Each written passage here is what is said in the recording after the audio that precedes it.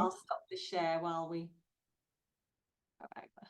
Catelyn is a proud registered nurse, humanitarian, passionate advocate for regenerative ecology, and president of Climate Action Nurses.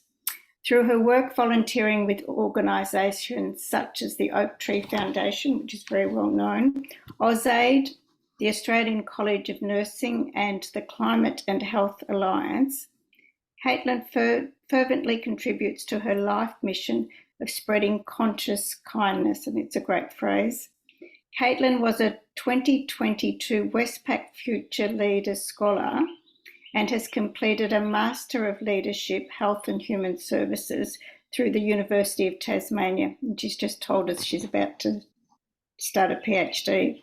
She has presented on early career nurse leadership and environmental sustainability across a range of platforms, including the Australian College of Nursing National Nursing Forum and the South Pacific Nurses Forum. So I think it's going to be really interesting to listen to Catelyn today. Thank you so much. And thank you, Carol, for extending the invitation for me to come and talk with everyone today. I'm just, I love the work that Zonta does. I think it's incredibly important. And I think it's important to bring all voices to the issue of climate action, which I suppose is a good segue into how I ended there myself. I'll just make sure my share screen and my presentation works so that you can see it all. Now, if I click this, Yay! You can all see just climate action nurses, and you can't see my notes on the other screen. That's right. Great. That's what we want. We love when technology behaves as it's meant to. So before I begin fully going into the depths of my story, I would like to acknowledge the country that I'm on, which is Tomagini country, and pay my respects to the continuing custodians of Lutruwita, Tasmania, which is the Palawa Pakana, recognising that sovereignty of this land was never ceded. And it's so important to me to not only acknowledge that, but also to respect that the movement towards planetary health and climate action was deeply embedded in Indigenous wisdom and knowledge systems, far before it became a concept that was contemporary in the way that we are approaching it and understanding it. And that to me gets to the heart of what respect looks like, is that there is lessons for us to be learning here. Before my work with climate action nurses, I was first and foremost, I'd say, humanitarian, and I was always really driven by social justice issues. Having some difficult life circumstances early in life, which I won't go into in this storytelling session, but it meant that I moved out of home at around 15 or 16. And I remember taking away from those earlier years this deep intrinsic sense that I didn't want to contribute to any harm in the world. And more than that, I wanted to be contributing to good and to contributing to community. And that meant that I was able to move into boarding school at 16 and start volunteering with the Oak Tree Foundation, which was for me an incredible experience. It was the first time I was with like-minded individuals who were championing the impacts of, or championing the cause of, trying to fight extreme poverty and talking about poverty alleviation in the Pacific region, but also, for me, I'd never heard or learnt anything about this. So it was deeply transformative for me to begin to start to care about social justice issues. And I remember the first campaign that I was a part of, I was a young 17-year-old at the time, and it was the Make Poverty History road trip, which sent 1,000 young people from all states and territories of Australia, except for Northern Territory, on a week-long road trip in their areas. And then they would all converge in the one place, which was Canberra, where we would all meet and have a big summit. And that experience has been truly, truly life-changing. Now I'm hoping that you should be able to hear the volume. Just give me a wave if you can't hear it. I am young. I am Australian. I am passionate. I am ambitious. And I want to see change in my lifetime. I've got problems, I've got problems. I've got problems. but others have more. I've got issues. But there are issues. Bigger than me. I have a voice. I have a voice. I have a voice. My voice is powerful. My voice will be heard. Mine is the voice of change. And the time to change is now.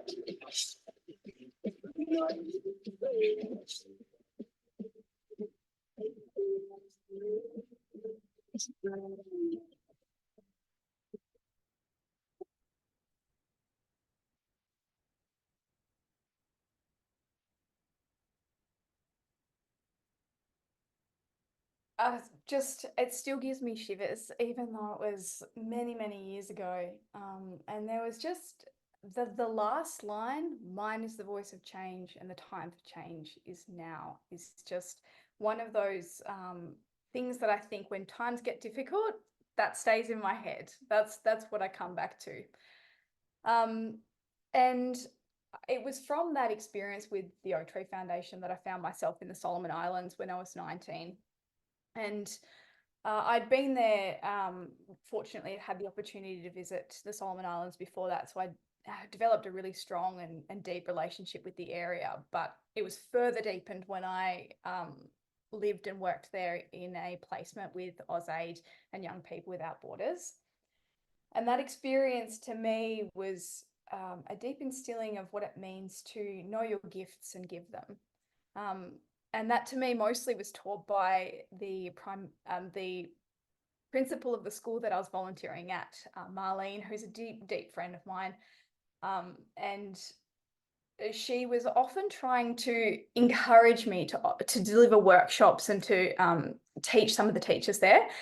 And I was incredibly resistant and reticent to deliver these workshops. I was 19 at the time. I had no undergraduate degree. I had no experience in teaching, and I felt this deep sense of, oh, I can't be teaching. This is so, it goes against my values. I should be learning. I should be the learner here. So I said, no, Marlene, I will just be a teacher's assistant. I'm much more comfortable there. They say jump, I say how high. And so I was much more comfortable in that sort of role. And it wasn't until Marlene offered to take me to her village where I learnt some lessons about how I could actually contribute. And that came through the story of the produce over the hill, which was when I got to Vella La Vella after 2 days of traveling on a boat that was packed window to window with people, cockroaches and chickens, where it was you were struggling to find a patch where you could sleep. We arrived at Vella La Vella, the village, and in the back of my mind, I was thinking, you know, Marlene had told me, don't worry about bringing any food. You don't need to bring any supplies. You are our guest. We will look after you. And I was thinking, I was like, I really took her word for that. I haven't brought anything with me. So I packed a small bag, but no food, no supplies or anything. So I had this in the back of my mind and I was worrying about it a little bit. Anyway, the next morning comes and I can hear the sound of the bell ringing and through the village, which signals to all the children that school is starting. And my role on this visit was to just be teacher's assistant. However, Marlene was really, really encouraging that she wanted a workshop to be delivered and to me to speak with the community about the importance of education. And so I had that sort of packed away and still was being a little bit stubborn about it. But anyway, I went to school and I remember the air feeling just electric with excitement. I was so excited to meet the students. I was so excited to meet the teachers who were doing such a phenomenal job to keep education going in an area that was substantially under-resourced. And I remember as the bells were ringing, I started to see these tiny children coming over the hill. one boy carrying a sweet potato, another boy carrying a pawpaw, another boy carrying some potatoes.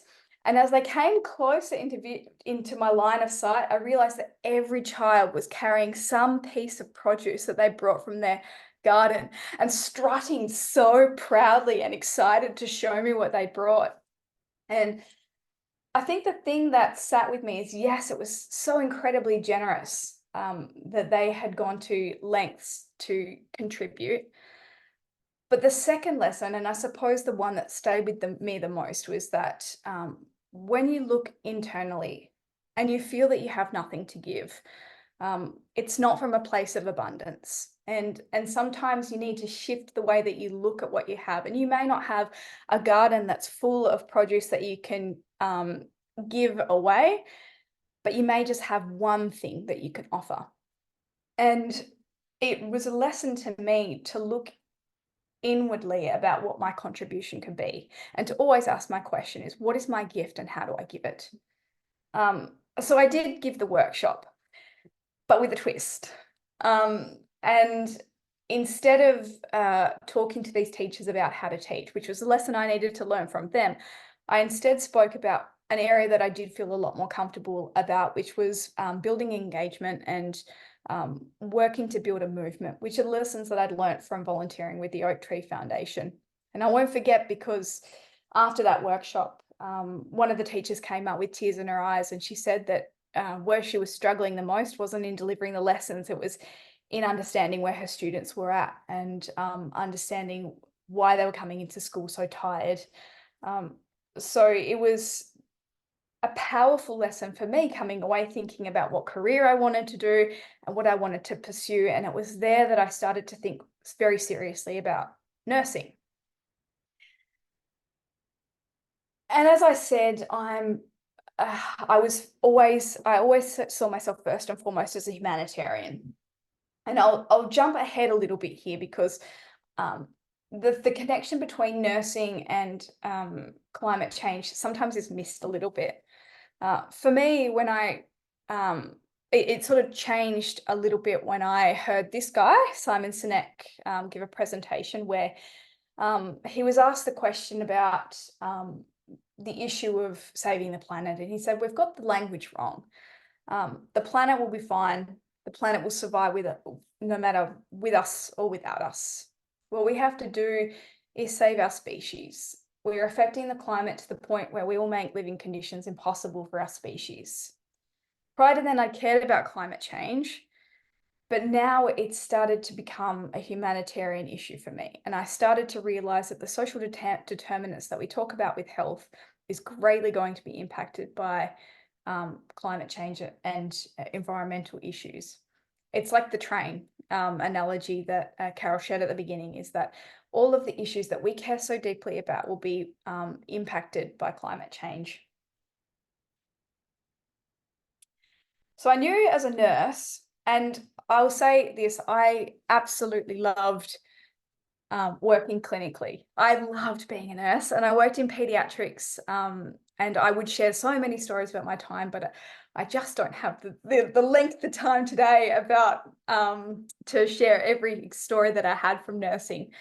But there is one that I'll share, and that was when I was working in Victoria. And I remember stepping out of my apartment, and the air was thick and hot. And this was at 6 o'clock in the morning, because I was on a 7 a.m. early shift. And it felt like I was walking through cream. That's how hot the air was. And I got to work and, wiping off the sleepy eyes, trying to get myself ready for the day. And the outgoing nurse, who was slumped in his chair, had pulled out a wad of paper files, which was distinctly abnormal for my hospital, because it was predominantly digital, a digital hospital.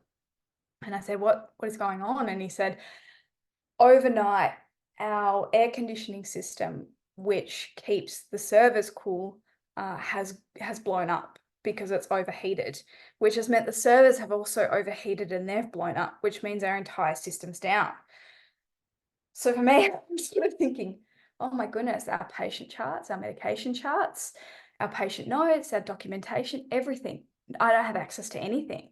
All I've got is the last 8 hours that they've managed to pull from memory, the charts that we can use for our patients. I said, do you know when it's going to come back online? He said, we have no idea.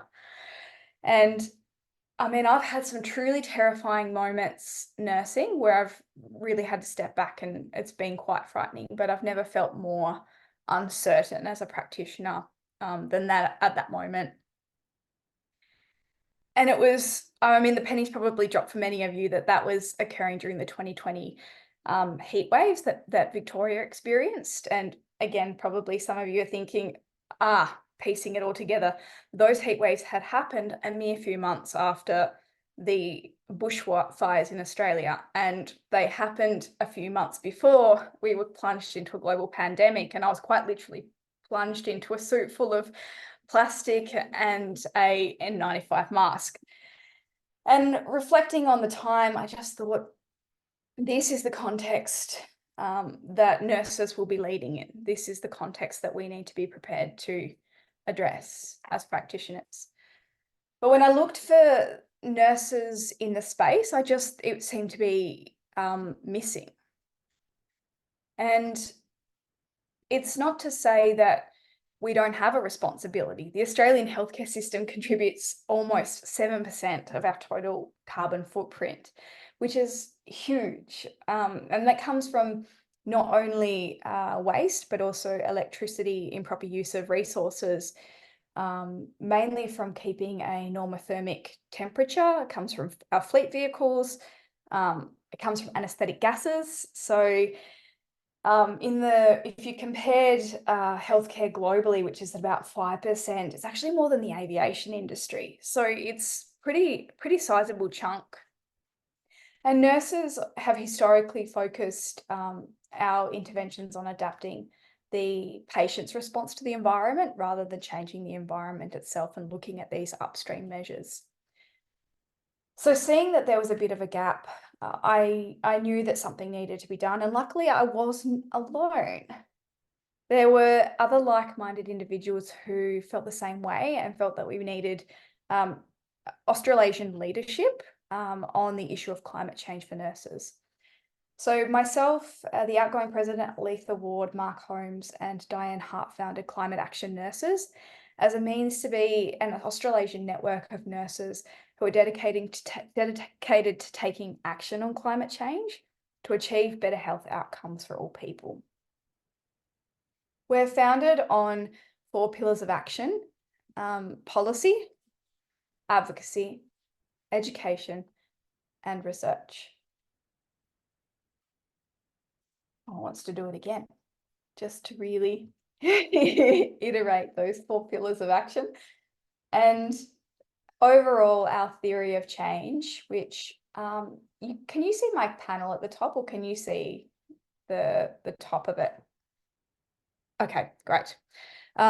So where our vision is empowering Australian and Pacific nurses to take urgent climate action for themselves, their workplaces, and their communities. And what we really want to achieve is to have an impact of climate-ready healthcare, climate-friendly communities, and climate-smart nurses, recognising that the influence that we can have is not only in the hospitals, but also in our individual lives as well. So we not only encourage that nurses feel as though they're ready to take action on climate change, we work hard to really define what that looks like and what actions they can take based on the 4 pillars of action. So for example, if it's policy, it's contributing to our position statements and contributing to submissions to government. If it's education, it's developing some resources. And I'm sure you can relate to this with Zonta Says Now. It has just exploded. We have such a rich group of volunteers who are really passionate about what Climate Action Nurses is doing. And then we've achieved some major milestones as we've developed. Since we started, some of the things that we've contributed to, we've managed to launch our new website and our logo and our designs. We've put out a planetary health statement, a statement on student empowerment.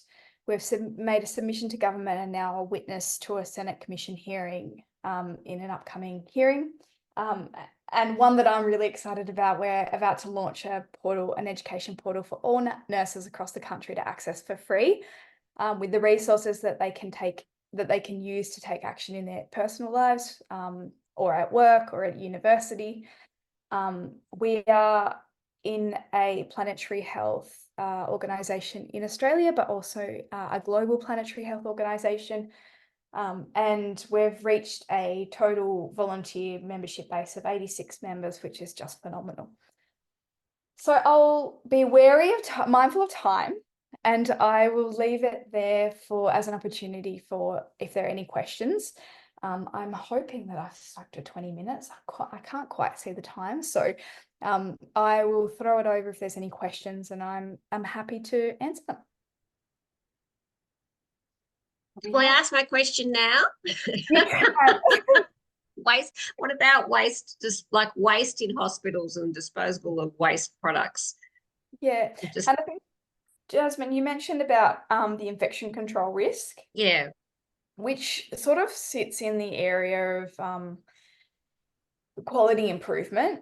And there's always been that sort of, are we going to compromise patient safety if we are recycling more efficiently? And the answer is yes and no. It really depends on the types of items that can be recycled. And I mean, most of our waste within healthcare can actually be recycled and can be recycled safely. Some of it can't, which is parts that have been exposed to bodily fluids and things. There's some really great innovations that are coming out, like needles that are hydrophobic, which means that they can be reused. I think that always makes people a little bit squeamish, and I keep making a note to myself, don't use that example, Catelyn. But there are some great innovations about how we can recycle items safely. I think actually the greatest barrier is more so around who is responsible for clinical waste. And I think from my own experience setting up a recycling program on the ward that I was on, I would do the recycling on my end and make sure that we were recycling PVC bags because we were a partner program with that. But once I had done my part, I had no idea where that waste went. I had no idea if hospital facilities and services were then getting it picked up by the appropriate people. And I think a lot of people feel that sense of, I don't actually know whether this is going to be impactful. And that's where we need really strong leadership in organisations to say, actually, what you're doing does make a difference. And also from climate action nurses, our perspective, we need to be reiterating to people that what they're doing does make a difference, because it can feel so isolating and so lonely when you're trying to champion something. So for us, the biggest thing is about having a network of people that are saying what you do matters. Yeah. Well, I think what happens sometimes too is that there's the perception that, well, it all goes into the one landfill anyway. Who cares? Why are we bothering at this level? But if enough people champion it, they sort of have to listen, don't they?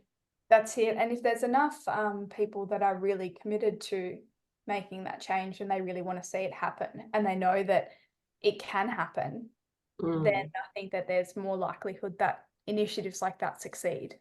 Yeah. But there's great examples like Peter Alexander Hospital. They do some really great recycling programs. They were featured on the War on Waste.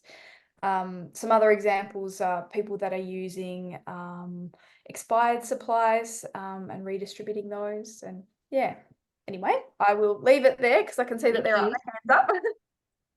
Vicky, you had a question. Thanks, Catelyn. Very, very interesting. You've got to support the cause, donate to climate action nurses. What's the intention for those funds? Have you got something really particular in mind? At the moment, we're launching our education portal, which the funds are directly supporting that portal and the continuation of developing resources for that. So for me, I would really love to be able to we did a fantastic piece looking at showcasing nurses experiencing and championing change. And now I want to be able to translate that from not just being a research paper and a policy paper, but rather videos that people can interact with and that they can actually see, so that all nurses can see themselves in the action. So the funding that we collect for our cause goes towards that. And one thing I didn't mention is that Climate Action Nurses is entirely volunteer driven. So none of our organisation members are paid. So everything that we do is from people that donate their time. Catelyn, you mentioned earlier about doing work in the Pacific. What was with the Pacific nurses? Which was that? You talk about being the Australasian, didn't Oh, you? yes. Yes. Yeah, so obviously I have a very deep love and relationship with the Pacific from my time in the Solomon Islands. So we do have some Solomon Islander nurses who are connected with Climate Action Nurses. And also last year I spoke at a planetary health conference in New Zealand. And so we have some of our membership base nurses working in New Zealand as well. The plan, and I'll be honest here, Carol, because we haven't quite expanded as much as we want to into the Pacific, but the plan and what we want to be able to do is form a really strong foundation of solidarity and relationships between Pacific Islander nurses, to know that there are nurses in Australia that are championing this cause, and we're taking the responsibility quite strongly, but also to develop the relationships, I think, because more than anything else, once you have that relationship, it compels action. And I think you have that deep sense of empathy that drives action as nurses.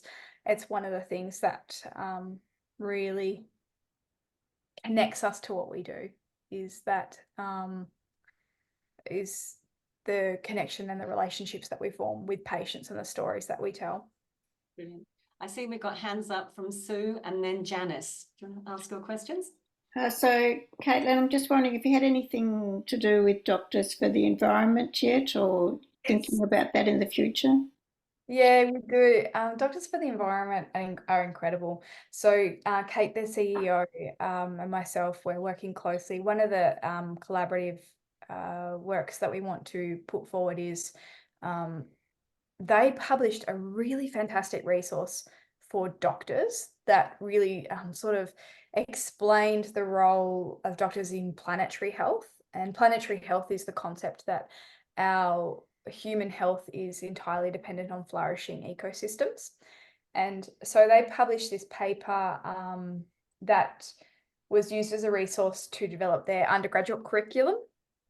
And so I asked Kate if we could work on potentially doing a similar piece with nurses, with Climate Action Nurses. I recognise that we are, so Doctors for the Environment, they've been around for a long time. And so we've got a lot to learn from them, but even just having the relationship and being able to bounce ideas off each other has been so, so valuable. Because in some of the circles I've been a part of, where I've, been at a conference, nurses are often talked about as being almost like a barrier to the change. And that is for me, I think, oh no, we can't be having that. We need to be really coming to the table and being a part of this conversation, because we make up such a large percentage of the healthcare workforce.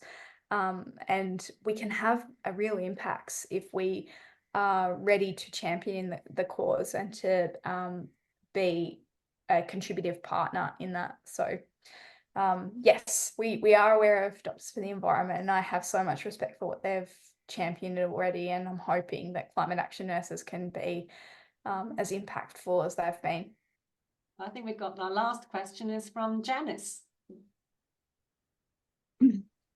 Thank you so much, Catelyn. Really, really interesting, and all kudos to you for your work, particularly in the Pacific. Are you affiliated with comparable organisations in Europe, in the UK, Canada, New Zealand, the US? I mean, not suggesting that you are an international organisation, but I wondered if you're affiliated with or are aware of comparable organisations. Yeah, there are several comparable organisations. So there's the American Nurses for Healthy Environments, ANHE, ANHE. And they have partnered with Healthcare Without Harm, and they delivered the initial Nurses Climate Challenge, which was a portal. And through their work, we asked if we could bring that work to Australia. And they said, we're actually changing the direction of it, but we're really happy for you to take the idea and bring that to Australia, which was wonderful. But the other one that we're really closely working with is the it's a mouthful. The consortium on global health, the global consortium on climate and health education, and it's the Global Nurses Working Group. So it's a global nurses working group out of that consortium, and I represent CAN on that consortium, where they're trying to develop internationally consistent health curriculum for nurses, doctors, but specifically the Global Nurses Working Group is doing nursing. So we're in a process of developing learning objectives that get peer reviewed and then critiqued, and then obviously we refine them rather. And the benefit of that is that there's lots of different representatives from organisations all across the world. A lot of them are based out of universities, but groups like Climate Action Nurses can also learn from and connect with some of the leaders in this area. And so that'll be really exciting when that material comes out, because then that'll be consistent education that we can give our undergraduate students in formal tertiary, but also masters and postgraduate students as well. So there are many groups, I guess, is the short of that. And I'm learning more each day about different networks that we can learn about, in Zonta being one of them. It's been I think that there's so many areas where we're quite aligned in vision. So. Okay, I think it's time I have to hand over to Sue to thank you. So, Catelyn, I think when you talked about your interest in social justice leading to your environmental interest, I think that's very aligned with Zonta, that social ideas have in fact meant that the next step now is that we have to be worried about the environment. So I think your organisation is very aligned with ours. So hopefully in the future we might be able to do some work together too. You're an amazing young woman. It gladdens our hearts to see amazing young women like you leading the way with this. So thank you very much today. Brilliant. Thank you. And thank you so much for holding the space for me to be able to share what we're doing. I mean, it's so exciting and I'm so inspired by the work that you guys do. I'll jump off now, but I'm more than happy. I think my details, I'm happy for that to be shared around, and I love having conversations, and I know that I've already started to pick Carol's brains about ways that Climate Action Nurses and Zonta can work together on some projects. So it's already happening. If you want to stay on, you're more than welcome to stay on, Catelyn, and just disappear when you're ready. And so you're always welcome as part of the Zonta family here. So that's no drama. And I wish you all the best with your Area 5 workshop presentation. Oh, very exciting! Yeah, it will be great. Thank you, everyone. Okay. Thank you so much. Bye.